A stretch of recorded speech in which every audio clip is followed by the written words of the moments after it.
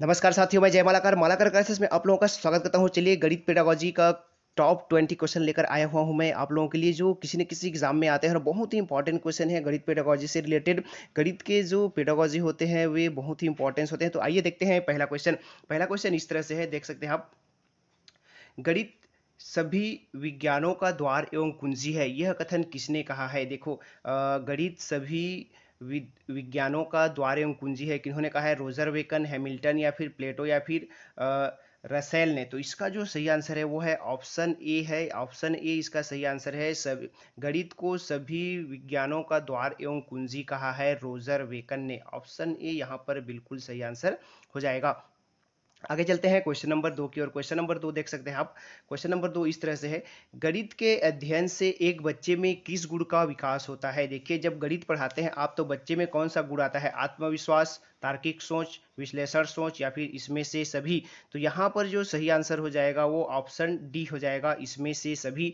Option D बिल्कुल सही answer हो जाएगा। आगे देखते हैं क्वेश्चन नंबर 3। क्वेश्चन नंबर 3 इस तरह से है, सामान्य से विशिष्ट का सिद्धांत निम्नलिखित में से किस में प्रयोग होता है? देखिए, सामान्य से विशिष्ट सिद्धांत है ना, सामान्य से विशिष्ट की ओर कौन से सिद्धांत में होता है? आगमन में, निगमन में, संश्लेषण में या फिर विश्लेषण में? तो इसका जो सही आंसर है वो है ऑप्शन बी है, निगमन विधि में होता है। निगमन विधि में सामान्य से विशिष्ट की ओर होता है। इसी को उल्टा कर देंगे, विशिष्ट से सामान्य की ओर, विशिष्ट से सामान्य की ओर कर देंगे तो वो आगमन विधि हो जाता है, ठीक है। और सामान्य से विशिष्ट करेंगे तो वो निगमन होता है, याद रखिएगा। सामान्य से विशिष्ट निगमन, और विशिष्ट से सामान्य कर देंगे, उल्टा कर देंगे तो वो आगमन हो जाता है, याद रखिएगा। आगे चलते हैं क्वेश्चन नंबर 4। क्वेश्चन नंबर 4 इस तरह से है, गणित में किस विधि में हम प्रायः सूत्र तथा नियमों की सहायता लेते हैं? संश्लेषण विधि, विश्लेषण विधि, आगमन विधि या फिर निगमन विधि? इसका जो सही आंसर है वो है ऑप्शन डी है आपका, निगमन विधि। देखिए, सूत्र का और नियमों का, तो देखो इसमें क्या कहा जाता है? उदाहरण से नियम की ओर, या फिर कहा जाता है नियम से उदाहरण की ओर, है ना, या फिर सूत्र से आप प्रश्न की ओर जाते हो तो वो निगमन विधि होता है। लेकिन उसी का उल्टा कर देंगे, उदाहरण से नियम की ओर करेंगे तो वो आपका हो जाता है आगमन विधि, ठीक है। उसका उल्टा, आगमन का उल्टा निगमन होता है। क्वेश्चन नंबर 4 इस तरह से। आगे देखते हैं क्वेश्चन नंबर 5। क्वेश्चन नंबर 5 इस तरह से है, देख सकते हैं आप लोगों के सामने। गणित वह भाषा है जिसे परमेश्वर ने संपूर्ण जगत या ब्रह्मांड को लिख दिया है, यह कथन किसका है? देखिए, यहाँ पर प्रश्न आप लोगों के सामने इस तरह से है, गणित वह भाषा है जिससे परमेश्वर ने संपूर्ण जगत या ब्रह्मांड को लिख दिया है, यह कथन किसका है? गैलीलियो का, रफेल का, प्लेटो का या फिर हैमिल्ट का? तो इसका जो सही आंसर हो जाएगा वो ऑप्शन ए हो जाएगा। किन्होंने कहा है? गैलीलियो ने कहा है। गैलीलियो ने कहा है कि गणित वह भाषा है जिससे परमेश्वर ने संपूर्ण जगत एवं ब्रह्मांड को लिख दिया है। किन्होंने कहा है? गैलीलियो ने। तो ये ऑप्शन ए बिल्कुल सही आंसर हो जाएगा। आगे देखते हैं क्वेश्चन नंबर 6। जो विद्यार्थी ज्यामिति नहीं समझ सकते वे इस विद्यालय में नहीं आ सकते, यह कथन किसका है? देखिए, किन्होंने कहा था कि जो विद्यार्थी ज्यामिति नहीं समझ सकते इस विद्यालय में नहीं आ सकते? अरस्तु ने, हर्बर्ट ने, प्लेटो ने या फिर हैमिल्टन ने?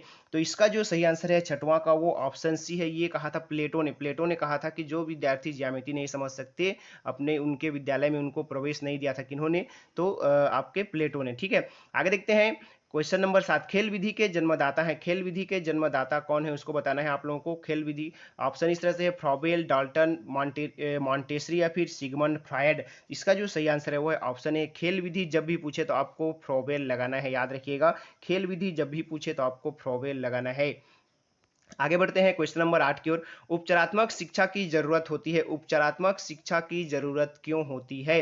मंदबुद्धि बच्चों के लिए, पिछड़े बच्चों के लिए, सामान्य बच्चों के लिए या फिर इसमें से सभी? तो इसका जो सही आंसर है वो है ऑप्शन डी, सभी। इन सभी बच्चों के लिए उपचारात्मक शिक्षा की जरूरत होती है। जो मंदबुद्धि बच्चे होते हैं उनके लिए भी, पिछड़े बच्चों के लिए भी और सामान्य बच्चों के लिए भी जो होता है उपचारात्मक शिक्षा की जरूरत होती है। आगे देखते हैं क्वेश्चन नंबर 9। क्वेश्चन नंबर 9 इस तरह से है, गणित की भाषा में निम्न में से किसका प्रयोग नहीं किया जाता है? गणित की भाषा में किसका प्रयोग नहीं किया जाता है उसको बताना है आप लोग। गणितीय सूत्रों का, गणितीय संकेतों का, गणितीय संख्याओं का या फिर इसमें से कोई नहीं? तो इसका जो सही आंसर हो जाएगा दिख रहा है वो है ऑप्शन डी है, इसमें से कोई नहीं। देखिए, गणित में गणितीय सूत्रों का उपयोग होता है, गणितीय संकेतों का उपयोग होता है, गणितीय संख्याओं का भी उपयोग होता है, तो इसमें से कोई नहीं हो जाएगा। आगे देखिए क्वेश्चन नंबर 10। छात्र गणितीय गणना में गति प्राप्त कर सकते हैं, गणितीय गणना में गति कब प्राप्त कर सकते हैं? चर्चा या वाद विवाद द्वारा, मौखिक कार्य द्वारा, लिखित कार्य द्वारा या फिर अभ्यास द्वारा? तो इसका जो सही आंसर है वो है ऑप्शन बी हो जाएगा, मौखिक कार्य द्वारा। जितना भी मौखिक कार्य करेंगे करते रहेंगे बार बार तो इसमें गणना में गति प्राप्त कर सकते हैं। बार बार करते रहेंगे तो उसमें क्या कर सकते हैं, आपका गति प्राप्त किया जा सकता है। आगे देखिए, गणित का भौतिक संबंध कहलाएगा। गणित का जो भौतिक संबंध है उसको क्या कहलाएगा, वो क्या कहलाएगा, गुणांक, पारस्परिक, एकीक या फिर इसमें से कोई नहीं। तो इसका जो 11वां का जो सही आंसर है वो है ऑप्शन ए, क्या कहलाएगा, गुणांक कहलाएगा। गुणांक कहलाएगा। गणित का भौतिक संबंध जो है गुणांक कहलाएगा। ठीक है, आगे देखिए 12वां नंबर का प्रश्न, उपचारात्मक शिक्षण की प्रक्रिया कब तक चलती रहनी चाहिए। उपचारात्मक शिक्षा जो है कब तक चलाना चाहिए, जब तक छात्रों का पिछड़ापन दूर न हो, जब तक छात्र रुचि न ले, जब तक विद्यार्थियों में समय मिले या फिर जब तक अन्य अध्यापक कक्षा में न आ जाए।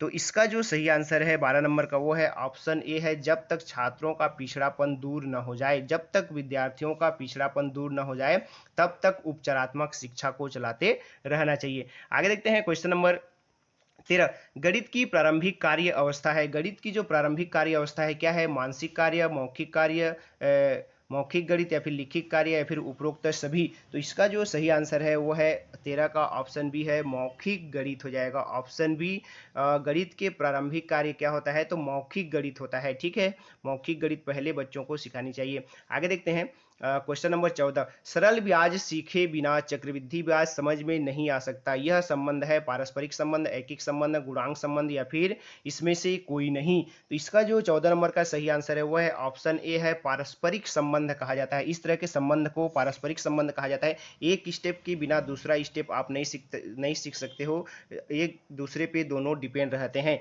तो इसको पारस्परिक संबंध कहा जाता है। आगे देखिए 15 नंबर का प्रश्न, सहायता सामग्री गणित सीखने में लाभ पहुंचाती है। सहायक सामग्री गणित सीखने में कैसा लाभ पहुंचाती है उसको आप लोगों को बताना है। विषय वस्तु को रोचक बनाकर, विषय वस्तु को मनोरंजक बनाकर, कक्षा में अनुशासन बनाकर या फिर उपरोक्त सभी ढंग से। इसका जो सही आंसर है वो है ऑप्शन डी, उपरोक्त तो सभी ढंग से हो जाएगा। ऑप्शन डी बिल्कुल सही आंसर है। आगे देखते हैं 16 नंबर के प्रश्न, जिस विधि द्वारा गणित शिक्षण में स्थायित्व मिलता है, कौन से विधि द्वारा गणित शिक्षा में स्थायित्व मिलता है, आगमन विधि, निगमन विधि, विश्लेषण विधि या फिर संश्लेषण विधि, किसमें स्थायित्व अधिक मिलता है उसको बताना है। तो ये है आगमन विधि में मिलता है। ठीक है, आगमन विधि क्या होता है, तो ज्ञात से अज्ञात की ओर जाते हैं। इसमें आगमन विधि में क्या होता है, ज्ञात से अज्ञात की ओर लेके जाया जाता है बच्चों को, या फिर मूर्त से अमूर्त की ओर बोला जाता है, इसी को मूर्त से अमूर्त की ओर। तो इसमें क्या होता है, आगमन विधि ये होता है, और इसको उल्टा कर देंगे तो निगमन विधि हो जाता है। अज्ञात से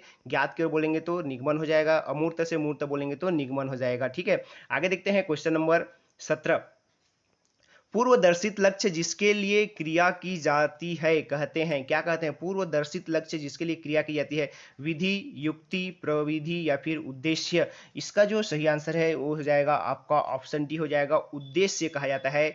पूर्वदर्शित लक्ष्य, आप एक लक्ष्य निर्धारित कर देंगे, उसके लिए जो कार्य करेंगे और उसकी प्राप्ति के लिए जो कार्य करेंगे वह क्या कहलाता है, तो वह उद्देश्य कहलाता है। ठीक है, आगे देखिए 18 नंबर के प्रश्न, मौखिक गणित शिक्षण लाभदायी होता है क्योंकि इसमें एकाग्रता बढ़ती है, क्रमबद्ध आती है या फिर स्वावलंबन की भावना का विकास होता है या फिर स्वच्छता एवं शुद्धता आती है।